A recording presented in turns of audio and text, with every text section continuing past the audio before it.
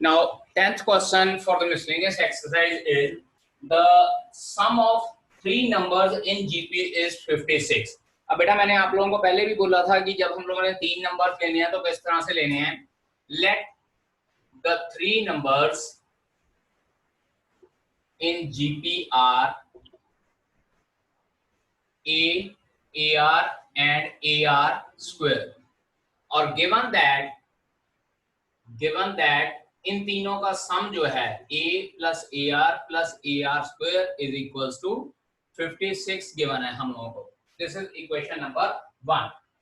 And if we subtract 1, 7 and 21 from these numbers, अगर 1, 7 और 21 subtract किया जाता है इन तीनों नंबर्स में से, then the numbers are in AP and A minus 1, AR minus 7 and AR square minus 21 are in AP. और अगर ये नंबर AP में हैं, बेटा मैंने पहले भी बताया कि अगर तीन नंबर AP में होते हैं ABC, तो 2B is equals to A plus C होता है. अगर ABC तीन नंबर AP में हो तो 2B is equals to A plus C होता है. सो यही कंसेप्ट हम लोग यहाँ पे लगाएंगे और यहाँ लिखेंगे and 2 time AR minus 7 is equals to A minus 1 plus AR square minus 21. ठीक है जी. So this will become 2AR minus 14 is equals to A plus AR square minus 22.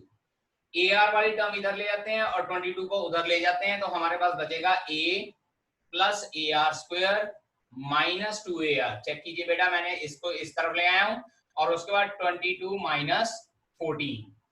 So this will become A minus 2AR plus AR square is equals to 8 and this is equation number 2. और हम लोगों ने पहले भी discuss किया है कि अगर AP में हमारे पास दो इक्वेशंस बनती हैं तो हम लोग वहां पे उनको क्या करते हैं, सब्ट्रैक्ट करते हैं. लेकिन अगर हमारे पास GP में दो इक्वेशंस बनती हैं तो हम लोग उनको डिवाइड करते हैं. So next step is divide equation 1 by 2. Divide equation 1 by 2. Equation 1 by 2. जब फर्स्ट इक्वेशन को सेकंड इक्वेशन से हम लोगों ने डिवाइड किया, it implies A into 1 plus R square. बेटा देखो यहां से A कॉमन निकलता है ओवर A into, यहां से भी A कॉमन निकलता है, 1 minus 2R plus R square is equals to 56 over 8. A और A कैंसल आउट हो जाएगा, ये और ये 7 आ जाता है हमारे पास. So 1 plus R square is equals to 7 into 1 minus 2R plus R square. Cross multiply भी साथ में ही कर दिया हम लोगों ने. अब इसको सॉल्व करते हैं तो 1 plus R square 7 minus 14R plus 7R square. अब इसके बाद ये सारी टर्म्स एक ही साइड पे ले जाते हैं. हमारे पास क्या बचता है, देखिए जरा पे यहाँ पे, it is 7R square minus 14R plus 7 और ये लेफ्ट हैंड साइड वाली टर्म्स दूसरी साइड पे ले जाते हैं. Minus R square minus R minus 1 is equals to 0. 7R square minus R square 6R square minus 14R minus R minus 15R 7 minus 1 6. और यहां से बेटा जी 3 कॉमन निकलता है तो इसको हम लोग इस तरह से लिख सकते हैं 2R square minus 5R plus 2R square minus 5R plus 2 is equals to 0. ठीक है जी. और इसके बाद इसको मिडिल टर्म को स्प्लिट करके हम लोगों ने इसकी सॉल्यूशन फाइंड आउट करनी है. और मिडिल टर्म स्प्लिट करके अगर हम लोग फाइंड आउट करते हैं तो ये फैक्टराइजेशन बनती है 2R minus 1 into R minus 2 is equals to 0. और यहां से एक बार R की वैल्यू 1/2 आती है और एक बार R की वैल्यू 2 आती है. और उसके बाद ये दोनों वैल्यू R की पुट करनी है. इक्वेशन नंबर 1 में पुट कर लीजिए चाहे इक्वेशन नंबर 2 में पुट कर लीजिए. पुट इन 1 और यहाँ पे भी हम लोग पुट इन 1 कर लेते हैं. और जब हम लोग R की वैल्यू 1/2 इक्वेशन नंबर 1 में पुट करेंगे तो हमारे पास A की वैल्यू आ जाएगी 32. कैलकुलेशन वगैरह करके देख लीजिएगा. A plus 1/2A plus 1/4A is equals to 56. यहाँ से A की वैल्यू 32 आ जाएगी और जब R की वैल्यू 2 पुट करते हैं तो यहाँ से A की वैल्यू हमारे पास 8 आ जाएगी. एंड कॉरस्पॉन्डिंगली ए की वैल्यू 32, AR की वैल्यू 16 और AR स्क्वायर की वैल्यू 8। सिमिलरली A की वैल्यू 8 है तो AR की वैल्यू 16 और AR स्क्वायर की वैल्यू हमारे पास 32 आ जाएगी। यानी कि in both cases we have got the three numbers as either 32, 16 and 8 or 8, 16 and 32. It is said that a GP consists of even number of terms. एक GP है जिसकी even number of terms हैं and sum of all terms is 5 times the sum of terms occupying odd places. मतलब क्या है कि even number of terms हैं, उनमें सभी जो even number of terms का sum है वो 5 times है of the terms occupying odd places, I think. 5 times the sum, हाँ जी. Then find the common ratio. Common ratio find out करनी है हम लोगों ने. So let a GP consists of 2n terms. बेटा जी यहाँ पे 2n terms इसलिए कहा है क्योंकि even number of terms consider करने को कहा है, और हम लोग जब भी even number consider करते हैं तो उसको 2n या 2p या 2q की फॉर्म में consider किया जाता है.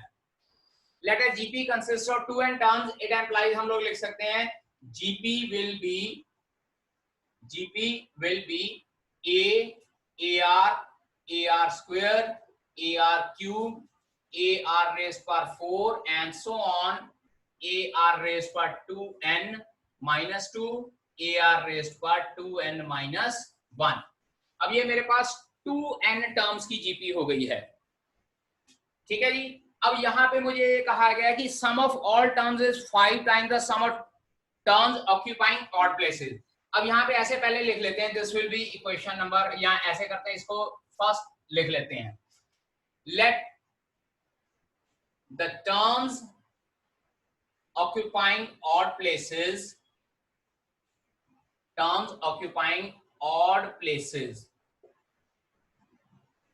अब odd places मतलब first, third, fifth and so on. So first term is A, then AR square, then AR raised per 4 and so on, AR raised per n 2n minus 2. क्योंकि अगर ये 2nth term है तो ये 2n minus 1th term होगी, that will be odd. और ये हमारे पास हो जाएगी n टर्म्स, क्योंकि अगर हमारे पास 2n total number of terms हैं तो उसमें n ऑड टर्म्स होंगी और n इवन टर्म्स होंगी, और हम लोग सिर्फ ऑड टर्म्स ले रहे हैं तो इसको हम लोग n टर्म्स लिख लेंगे. Let Sn denotes the sum of 2n terms and Sn dash denotes the sum of n terms. According to question, Sn is equals to 5 times Sn dash given है. दोबारा रिपीट कर रहा हूं, sum of 2n terms या sum of even number of terms हैं 2n terms is 5 times sum of terms occupying odd places. So यहाँ formula लगाते हैं इस GP के लिए. First term is A, common ratio is R. So R raised per n minus 1 over R minus 1 is equals to 5 times. अब इसकी first term फिर से A है, but here the common ratio is R square. So R square raised per n minus 1 over R square minus 1. A into R raised per, यहाँ पे n minus 1 नहीं आएगा, यहाँ पे बेटा 2n minus 1 आएगा क्योंकि यहाँ नंबर ऑफ टर्म्स 2n थी, और यहाँ पे n इसलिए आएगा क्योंकि यहाँ पे नंबर ऑफ टर्म्स हमारे पास n है. अब यहाँ पे देखिए a और a दोनों साइड से कैंसिल आउट हो जाएगा, ये r raised per 2n minus 1, r raised per 2n minus 1 दोनों साइड से कैंसिल आउट हो जाएगा. We are left with 1 over r minus 1 is equals to 5 over. अब जो ये r square minus 1 था, यहाँ पे फॉर्मूला लगाते हैं a minus b into a plus b, because a square minus b square का फॉर्मूला लगेगा. ये r minus 1 कैंसिल आउट हो जाएगा, और जो ये r plus 1 है वो इस साइड पे क्रॉस मल्टीप्लाई हो जाएगा. So it implies r plus 1 is equals to 5 and hence r is equals to 4. Therefore, the common ratio for this GP will come out to be 4, in which sum of all terms is 5 times the sum of terms occupying odd places. Understand? Now the 14th question is, if capital S is sum of n terms of GP, sum of n terms of GP, okay, and P is product, P is equals to product of n terms of GP, and capital R is equals to sum of reciprocal of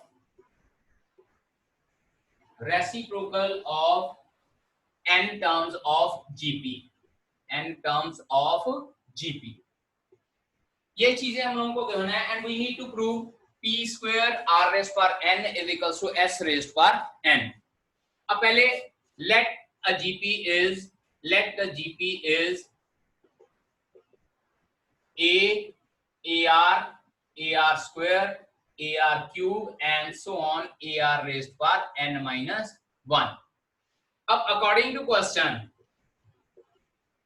s will be equals to sum of n terms of GP, यानी कि a into r raised par n minus 1 over r minus 1. P is equals to product, यानी कि P is equals to A multiply by AR multiply by AR square and so on multiply by AR raised पर n minus 1. और ये हमारे पास जो term बनेगी that will become A multiply by A multiply by A and so on n times multiply by R raised पर 1 plus 2 plus 3 and so on n minus 1 terms. यहाँ पे a n time multiply हो जाएगा और r भी multiply होएगा. अब r multiply होएगा तो उसकी पावर्स ऐड होंगी. This will become a raise पर n, क्योंकि पावर्स ऐड होके n टाइम्स हो जाएगा, और ये r रेज़ पर n into n minus 1 divided by 2 हो जाएगा. यहाँ पे हम लोग लगाएंगे sum of n minus 1 terms of AP, sum of n minus 1 terms of AP. तो हमारे पास क्या बनता है, ये n into n minus 1 divided by 2. Now इसके बाद कैपिटल R की बात करें. कैपिटल R हम लोगों को कहा है sum of reciprocals of terms of GP, यानी कि कैपिटल R हम लोगों को गिवन है 1 by A plus 1 by AR plus 1 by AR square and so on 1 by AR raised पर n minus 1. मतलब जो GP कंसिडर की है उस GP की सारी टर्म्स को रेसिप्रोकेट कर देना है. अब इसके सम का formula, first term 1 minus 1 by r raised पर n. बेटा यहाँ पे मैंने r raised पर n लिखा है, यहाँ पे n minus 1 लिखा, यहाँ पे 1 minus 1 by r. इसका मतलब है यहाँ पे मैंने कंसिडर किया था कि r is greater than 1, और अगर r greater than 1 है तो 1 by r जो है वो less than 1 होगा, इसलिए यहाँ पे 1 minus 1 by r raised पर n लगाना पड़ेगा ओवर 1 minus 1 by r. यहाँ पे ये स्टेप बेटा ध्यान से देखने वाला है. Understand? So this thing will become equals to, अब जब इसको सॉल्व करेंगे ये हमारे पास बनेगा r रेज़ पर n minus 1 ओवर ये a नीचे आ जाएगा और यहाँ एलसीएम भी इसका नीचे आ जाएगा, and this is r minus 1 over r, और ये नीचे वाला r जो है इसके साथ कटेगा. सो अल्टीमेटली जो मेरे पास कैपिटल R की वैल्यू आ रही है that will be r raised पर n minus 1 over a r raised पर n minus 1 into r minus 1. So this is the value of r, this is the value of p, and this is the value of s. Now we need to find out कि p square r raised पर n is equals to s raised पर n. अब क्या करना है कि अपनी तरफ से this is equation number 1 and this is equation number 2 and this is equation number 3. Divide 1 by 3. Divide 1 by 3. यहां पे हमारे पास आ जाएगा s over r, और यहां हमारे पास आता है a r raised पर n minus 1 over r minus 1. ये आई s की वैल्यू, और जब इसको r से डिवाइड करना है तो r की टर्म्स उल्टी हो जाएंगी. It will become equals to multiply by a r raised पर n minus 1 r minus 1 over r raised पर n minus 1. r-1 cancel out हो जाएगा, r रेज पर n-1 r रेज पर n-1 कैंसल आउट हो जाएगा, so it will become a square r raise पर n-1, a square r raise पर n-1 हो जाएगा हमारे पास सॉल्व करके। तो इट एम्प्लाइज, अब इससे नेक्स्ट स्टेप में इट एम्प्लाइज, ये मैं फर्स्ट स्टेप इसको रब कर रहा हूं, s over r raise to power n मेरे पास बनता है, इस सारे की पावर n लगा देनी है, a की पावर 2n r की power n into n-1, s over r raise पर n मेरे पास क्या बनेगा, a रेज पर 2n r रेज पर n इंटू n-1। अब बात करते हैं इक्वेशन नंबर 2 की, दिस इज इक्वेशन नंबर 4 लगा लेते हैं, ठीक है जी। नाउ इसके बाद नाउ p स्क्वायर देखिए, यहाँ p की वैल्यू मेरे पास क्या आई थी, p की वैल्यू थी a रेज पर n r रेज पर n into n-1 divided by 2, यानी कि a रेज पर n r रेज पर n into n-1 divided by 2, इस सारे का स्क्वायर हो जाएगा, और जब वो स्क्वायर अंदर मल्टीप्लाई करेंगे so p square will become equals to a raise पर 2n r रेज पर n इंटू n-1, और 2 और 2 कैंसल आउट हो जाएगा, this will be equation number 5। And after that, अब देखिए जरा, इक्वेशन नंबर 4 और इक्वेशन नंबर 5 आपस में इक्वल आ गए हैं, therefore from 4 and 5 p square is equals to s raised power n over r raised power n, यहाँ पे जो पावर n है दोनों को सेपरेट कर लिया, it implies p square r raised power n is equals to s raised power n, और यही चीज हम लोगों ने प्रूव करनी थी, हेंस प्रूव। बेटा इसमें सिर्फ कैलकुलेशन है, and this calculation you need to do accurately, otherwise problem create हो जाएगी, क्वेश्चन गलत हो जाएगा, understand. 18th question, given that a and b are roots of, a and b are roots of equation x square minus 3x plus p is equals to 0, and c and d are roots of the equation x square minus 12x plus q is equals to 0। अब बेटा जी देखिए, अगर a और b इसके roots हैं, it implies I can say that a plus b is equals to 3 and ab is equals to p, equation number 1, equation number 2। अब a plus b 3 कैसे आया और ab की वैल्यू p कैसे आई, this is sum of zeros, 10th class में हम लोगों ने किया ना, सम ऑफ रूट्स क्या होता है, माइनस बी ओवर ए। अब माइनस बी ओवर ए अगर करेंगे तो हमारे पास a प्लस b की वैल्यू 3 आती है, and ab is product of roots, और प्रोडक्ट ऑफ रूट्स के अकॉर्डिंगली उसका फार्मूला होता है c ओवर a, और जब c ओवर a करेंगे तो हमारे पास ab की वैल्यू p आती है। सिमिलरली सेकंड इक्वेशन में हम लोग लिखेंगे c plus d is equals to 12 and c into d is equals to q, this is equation number 3rd and this is equation number 4। this was the introduction of this question। अब इस question में हम लोगों को ये कहा गया है कि a b c d are in gp। now a b c d are in gp, और अगर ये gp में है, it implies b can be written as ar, c can be written as ar square and d can be written as ar cube। First term a हो जाएगी, second term ar, third term ar square और fourth term ar cube हो जाएगी। Now from 1 and 3, from 1 and 3, first और third equation से देखिए हमारे पास क्या बनता है। फर्स्ट टर्म है a प्लस, अब b की वैल्यू ar पुट कर दी, it will be 3 and ar square plus ar cube is equals to 12। अब क्या करना है, फिर से दो इक्वेशन बन गई, इस इक्वेशन को इसके साथ डिवाइड करते हैं। It implies ar square common निकल गया, अंदर आ गया 1 plus r over a common निकला 1 plus r is equals to 12 upon 3। a और a कट जाएगा, 1 प्लस आर कट गया, 3 और 12 कट गया 4।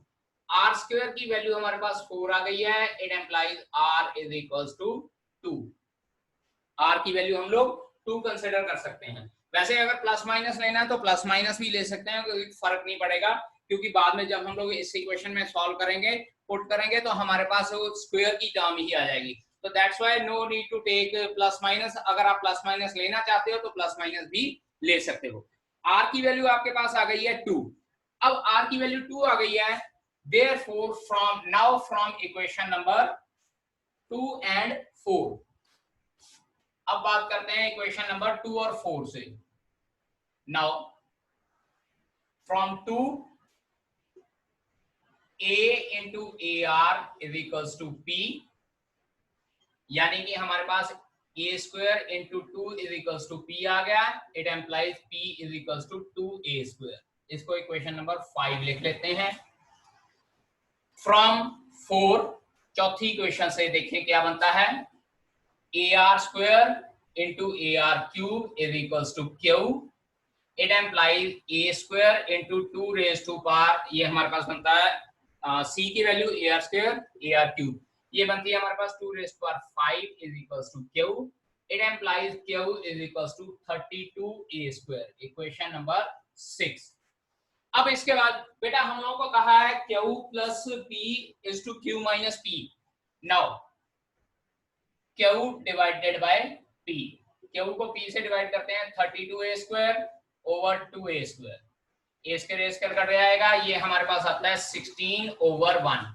और बेटा जी Q प्लस P और Q minus P find out करना है, तो याद रखिए दोबारा से एक हम लोगों ने कंसेप्ट किया था यूजिंग कंपोनेंडो एंड डिविडेंडो, तो यहाँ पे वही कंपोनेंडो एंड डिविडेंडो अप्लाई करेंगे। Apply componendo and dividendo, componendo and dividendo apply करते हैं, यहां बच जाता है Q plus P over Q minus P, और यहां बचेगा 16 plus 1 over 16 minus 1, and that comes out to be 17/15, and this you need to prove only कि Q plus P over Q minus P is 17/15, यही ratio हम लोगों ने find out करनी है। Question 20th question is given that कि A, B and C are in AP, A, B, C are in AP, ठीक है जी, ये AP में है। उसके बाद B, C, D are in GP, B, C, D are in GP, okay। Next third term is 1 by C, 1 by D, 1 by E are in दोबारा से AP। चलिए पहले डिस्कस कर लेते हैं कि हम लोगों को ये टर्म्स AP में गिवन है, तो I can write it like 2B is equals to A plus C, or I can say that B is equals to A plus C divided by 2, equation number 1। BCD are in GP, it implies C square is equals to BD, this is equation number 2। मैंने पहले भी बताया कि अगर तीन terms AP में हो तो दो फर्स्ट और थर्ड का सम जो है सेकंड टर्म के डबल होता है, और इसी तरह से अगर तीन टर्म्स जीपी में हो तो हमारे पास फर्स्ट और थर्ड टर्म की multiplication is equals to square of second term होती है। And similarly here 2/d is equals to 1 by c plus 1 by e। इसको थोड़ा सा सॉल्व कर लेते हैं। It implies 2/d is equals to e plus c over ec, LCM ले लिया ec। It implies d over 2, अब रेसिप्रोकेट कर देते हैं, is equals to ec over e plus c, and यहां से d की वैल्यू क्या आती है 2 time ec over e plus c, and this will be equation number 3। अब इसके बाद देखिए यहाँ पे हमारे पास b की वैल्यू आ गई, यहाँ पे d की वैल्यू आ गई, ये दोनों वैल्यूज हम लोगों ने इक्वेशन नंबर 2 में पुट कर देनी है।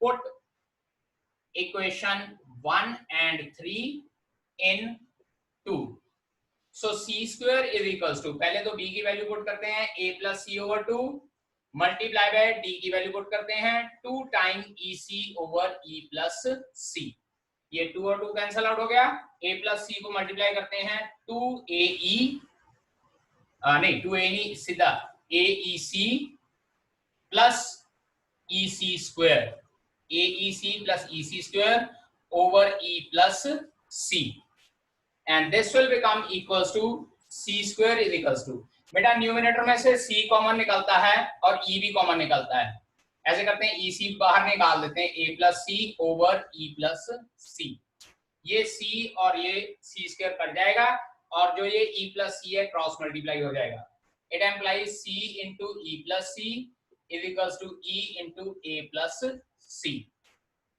अंदर मल्टीप्लाई करते हैं EC plus C square is equals to AE plus EC, EC और EC कट जाएगा, यहां पे हमारे पास बचता है C square is equals to AE।